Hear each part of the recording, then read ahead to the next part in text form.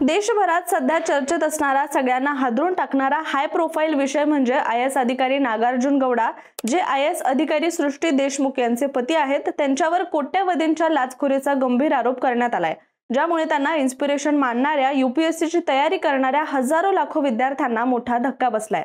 Social मीडियावर हे couple प्रचंड फेमस असून दोघांचे मिळून मिलियन्स मध्ये फॉलोअर्स सुद्धा आहेत. चला तर व्हिडिओच्या माध्यमातून नागार्जुन गौडा यांच्यावर काय आरोप आहेत, काय प्रकरण आहे ज्यामुळे त्यांच्या पत्नी सृष्टी सुद्धा चर्चेत आल्यात, जाणून घेऊया. नमस्कार, मी रामेश्वरी आणि तुम्ही पाहताय कट टू कट. मध्य प्रदेशमधील हाय प्रोफाईल आय-एस जोडपं आणि सोशल मीडियावरील पॉवर कपल म्हणून ज्यांच्याकडे पाहिलं जातं ते म्हणजे आय-एस नागार्जुन गौडा आणि आय-एस सृष्टी देशमुख. पण सध्या सृष्टी देशमुख यांचे पती आय-एस अधिकारी डॉक्टर नागार्जुन गौडा यांच्यावर भ्रष्टाचाराचे आरोप केले जात आहेत. अवैध खाणकाम प्रकरणात गैरव्यवहार केल्या प्रकरणावरून त्यांच्यावर आरोप केले जात आहेत. सध्या नागार्जुन यांच्यावरचे आरोप सिद्ध झाले नाहीयेत, मात्र एक गोष्ट लक्षात घेतली पाहिजे की ती म्हणजे त्यांच्यावरील आरोप हे काही लहान नाहीत तर ते गंभीर आहेत. कारण मुळातच ती लहान व्यक्ती नाहीये. हजारो लाखो विद्यार्थी जे यूपीएससी परीक्षेचा अभ्यास करतात, जे उद्याचं भविष्य असणार आहेत, ते त्यांना आपलं प्रेरणास्थान मानतात आणि इन्स्पिरेशन मानतात. आरोप नेमके काय आहेत हे एकदा समजून घेऊया. आय-एस अधिकारी सृष्टी देशमुख यांचे पती आय-एस अधिकारी डॉक्टर नागार्जुन गौडा यांच्यावर भ्रष्टाचाराचे आरोप होत आहेत. ते 2019 बॅचचे अधिकारी असून सध्या खंडवा जिल्हा पंचायत सीईओ म्हणून ते कार्यरत आहेत. नागार्जुन गौडा यांनी मध्य प्रदेशच्या हरदा जिल्ह्याचे अतिरिक्त जिल्हाधिकारी असताना अवैध खाणकाम करणाऱ्या कंपनीवरील दंड 51 कोटीवरून 4,000वर आणला होता आणि दंडाची रक्कम अतिशय क्षुल्लक पातळीवर आणण्यासाठी त्यांना 10 कोटी रुपयांची लाच घेतली असल्याचा आरोप त्यांच्यावर केला जातोय. हे प्रकरण इंदूर बैतूल नॅशनल हायवे प्रोजेक्टच्या कामाशी संबंधित आहे. या रस्त्याचं चौपदरीकरणाचं काम सुरू होतं. हे काम पथ इंडिया या कंपनीला देण्यात आलं होतं, पण या कंपनीनं नियम मोडत रस्त्यावर अनेक भागात खोदकाम केलं आणि 19 ठिकाणाहून 34,400 घनमीटर माती खोदली, तीही परवानगी शिवाय. हे खोदकाम इतकं होतं की ज्यात अनेक शेतकऱ्यांचं नुकसान झालं, सरकारी जमीन खराब झाली, आदिवासी भागात पाणी शिरलं, परिणामी पर्यावरणाचं मोठं नुकसान झालं. तसं बघायला गेलं तर मध्य प्रदेशात अवैध खाणकाम तशी काही नवीन गोष्ट नाहीये, पण या खोदकामामुळे नागरिकांना मोठ्या प्रमाणात नुकसान झालं होतं आणि त्यांना अनेक समस्यांना सामोरं जावं लागलं होतं. त्यामुळे त्यावेळी नागरिकांनी या विरोधात जाऊन तब्बल 45 दिवसांचं आंदोलन सुद्धा केलं होतं. शिवाय या अवैध खाणकामाबद्दल कंपनीवर आरोप सुद्धा केले होते, मात्र त्यावेळी पोलिसांनी याकडे दुर्लक्ष केलं आणि जेव्हा हे वातावरण चांगलंच पेटलं तेव्हा मात्र प्रशासनाला यामध्ये लक्ष द्यावं लागलं आणि याबद्दलच्या कारवायांना सुरुवात झाली. त्यावेळी हरदाचे तत्कालीन अतिरिक्त जिल्हाधिकारी प्रवण फुलपगारे यांनी 2023 मध्ये पथ इंडिया या बांधकाम कंपनीवर कठोर कारवाई करत 51 कोटी 67 लाख रुपयांचा दंड ठोठावला होता. या प्रकरणात कंपनीवर 3.11 लाख घनमीटर वाळू व मातीचे बेकायदेशीर उत्खनन केल्याचा ठपका ठेवत 25.83 कोटींचा दंड आणि तेवढ्याच रकमेचा पर्यावरण शुल्क असा एकूण 51.67 कोटी रुपयांचा दंड आकारण्यात आला होता. या तक्रारीनंतर न्यायालयात तारीख पे तारीख हेच सुरू राहिलं. शिवाय तोपर्यंत फुलपगारे यांची बदली सुद्धा झाली होती. पुढे डॉक्टर नागार्जुन गौडा यांनी अतिरिक्त जिल्हाधिकारी म्हणून पदभार स्वीकारला आणि पुन्हा एकदा या प्रकरणावर चर्चा होऊ लागली. मात्र यावेळी निकाल काहीतरी वेगळाच लागला. म्हणजे झालं असं की नागार्जुन यांनी या प्रकरणातील आधीची चौकशी ही पूर्ण चुकीची होती असं म्हणत सगळी चूक कंपनीची नव्हती असा देखील दावा केला आणि याच आधारे त्यांनी खननाचं प्रमाण 2,688 घनमीटर इतकं कमी दाखवलं आणि 51 कोटींचा दंड कमी करून फक्त 4,032 रुपये इतका केला आणि कंपनीला प्रचंड आर्थिक फायदा सुद्धा मिळवून दिला होता.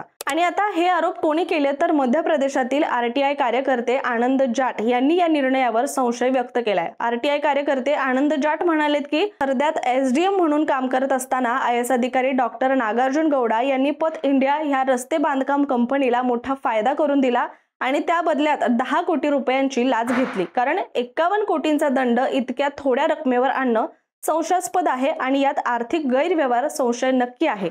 शिवाय या निर्णयामुळे राज्य सरकारचं सुद्धा कोट्यवधींचं नुकसान झालंय असं देखील त्यांनी म्हटलं होतं. आता सगळीकडे नागार्जुन यांच्यावरील आरोपांची चर्चा सुरू असताना सोशल मीडियावर ट्रोलिंग सुरू आहे. गौडांनी मात्र हे सगळे आरोप फेटाळून लावत स्पष्टीकरण दिले आणि ते म्हणालेत की मी घेतलेला निर्णय सर्व कागदपत्र, पुरावे आणि वकिलांच्या मांडणीच्या आधारेच दिला होता. यात कुठलीही अनियमितता किंवा गैरव्यवहार झालेला नाहीये. त्यांनी पुढे स्पष्ट केले की या प्रकरणातील नोटीस माझ्या येण्यापूर्वीच जारी झाली होती. मी जेव्हा या पदावर आलो तेव्हा या प्रकरणाची सुनावणी जवळपास पूर्ण झाली होती. मी फक्त त्यावर अंतिम निर्णय दिलाय. माझ्या निर्णयानंतर तब्बल 2 वर्षांपर्यंत कुणीही तक्रार केली नाही.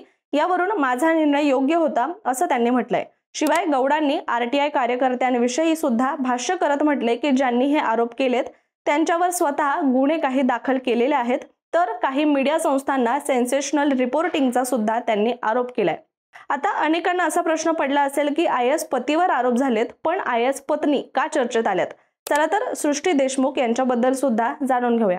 सृष्टी देशमुख या सोशल मीडियावर आणि खास करून इंस्टाग्रामवर प्रचंड फेमस आहेत. त्यांचे तब्बल 2.3 मिलियन इतके फॉलोअर्स आहेत, तर नागार्जुन यांचे 4 लाखांपर्यंत फॉलोअर्स आहेत.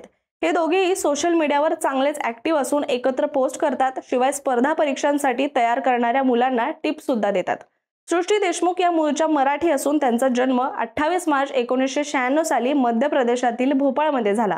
त्यांच्या आई सुनीता देशमुख या शिक्षिका तर वडील जयंत देशमुख हे इंजिनियर आहेत.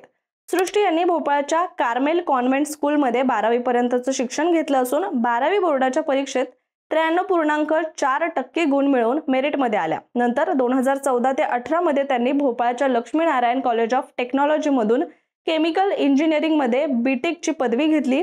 पुढे भोपाळमध्येच त्यांनी UPSC परीक्षेचा अभ्यास सुरू केला आणि पहिल्याच प्रयत्नात त्यांनी देशात मुलींमध्ये प्रथम क्रमांक पटकावत गुणवत्ता यादीत 5व्या क्रमांकावर त्या आल्या. IAS सृष्टी देशमुख यांनी आपल्या बॅचमधील IAS अधिकारी डॉक्टर नागार्जुन यांच्याशी लग्न केलं. दोघेही UPSC 2018च्या बॅचचे अधिकारी असून प्रशिक्षणादरम्यान त्यांची ओळख झाली, मैत्री झाली आणि मैत्रीचं रूपांतर प्रेमात झालं. IAS होण्यापूर्वी डॉक्टर नागार्जुन गौडा हे डॉक्टर होते.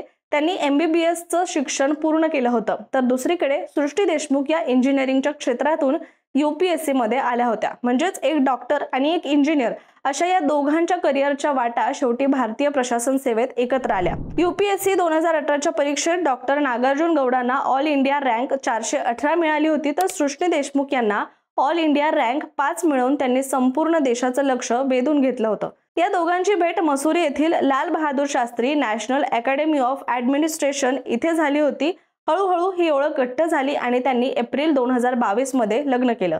लग्नानंतर IAS डॉक्टर नागार्जुन गौडा यांनी आपला कॅडर बदलून मध्य प्रदेशामध्ये बदली घेतली. विशेष म्हणजे या IAS कपलनं मिळून the manual of ethics and integrity and aptitude आणि द आन्सर रायटिंग मॅन्युअल या UPSC विद्यार्थ्यांसाठीचं लोकप्रिय पुस्तक सुद्धा लिहिलेलं आहे. मात्र आता IAS सृष्टी देशमुख यांचे पती IAS नागार्जुन यांच्यावर होणाऱ्या कोट्यावधींच्या आरोपानंतर सोशल मीडियावर लोक मात्र त्यांना चांगलेच ट्रोल करू लागलेत. काही जण म्हणतात की लोकांना नैतिकतेचे धडे देणारे अधिकारी जर अशा प्रकारात सापडले तर मग विश्वास कोणावर ठेवायचा. आणि म्हणूनच लोक असंही म्हणतात की लोकांना ज्ञान देणं सोपं पण स्वतः आत्मसात करणं हे कठीण आहे. आता सध्या तरी या प्रकरणातील आरोप सिद्ध झालेले नाहीयेत, चौकशी सुरू आहे. पण तरीही पतीवरच्या आरोपानं IAS सृष्टी देशमुख यांच्या प्रतिमेलाही धक्का बसल्याचं दिसून येत आहे. जर हे आरोप सिद्ध झाले तर डॉक्टर नागार्जुन गौडा यांचं करिअर धोक्यात येईल. शिवाय सृष्टी देशमुख यांच्या अडचणी सुद्धा वाढण्याची शक्यता आहे. तुम्हाला याबद्दल काय वाटतं आम्हाला कमेंट करून नक्की सांगा. हा व्हिडिओ कसा वाटला हे सुद्धा नक्की सांगा आणि अशाच माहितीपूर्ण व्हिडिओसाठी कट्टू कटच्या YouTube चॅनलला सबस्क्राईब करायला विसरू नका.